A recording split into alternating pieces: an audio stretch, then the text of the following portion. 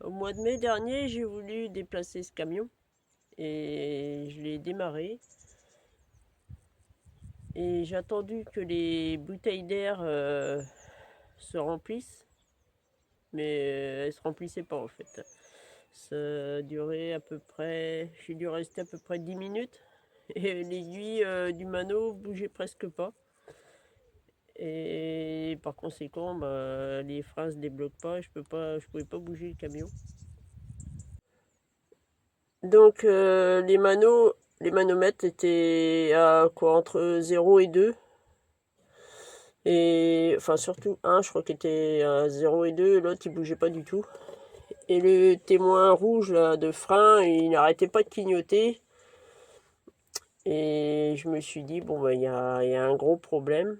Et en plus, quand j'ai voulu arrêter le camion, j'ai été obligé de le caler parce que ça fonctionnait pas non plus. Il s'arrêtait pas.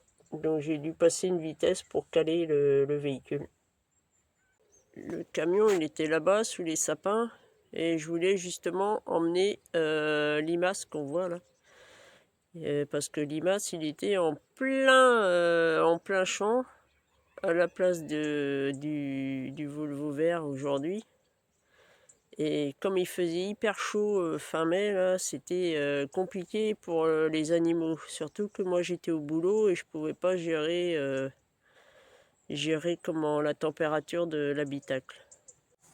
Alors j'ai expliqué la panne à Sébastien et il m'a dit on va venir te voir avec Marc et on va te dépanner, on va prendre le compresseur et on va gonfler les bouteilles. Alors moi je connais pas, je connaissais pas la manip. Il m'a expliqué que c'était utilisé par les garages poids lourds.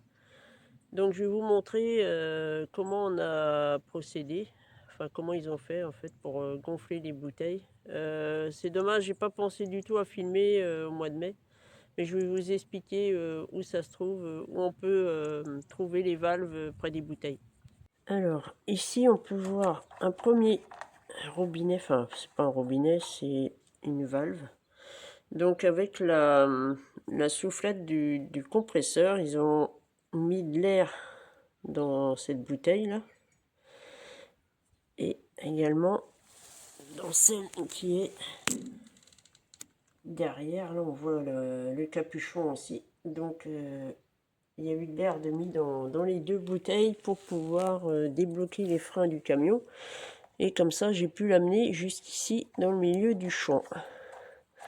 Alors la pièce qui était défectueuse, je vais vous montrer ça. Donc c'est le régulateur de pression qui était défectueux et qui empêchait en fait la montée en air des deux bouteilles. Donc on l'a changé, enfin Sébastien me l'a changé. Donc j'ai été chercher la pièce chez Caretrucks. J'en ai eu, oui, pour 158 €. Alors tout à l'heure j'ai pas fait attention, je vous ai montré le montant du devis et au final la facture, j'ai payé 146,34 € pour le régulateur de pression du camion. Donc voilà, pour à peu près 150 €, j'ai été dépanné.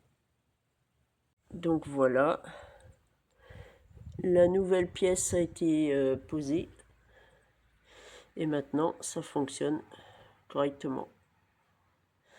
Donc voilà, c'était pour vous montrer tout ça.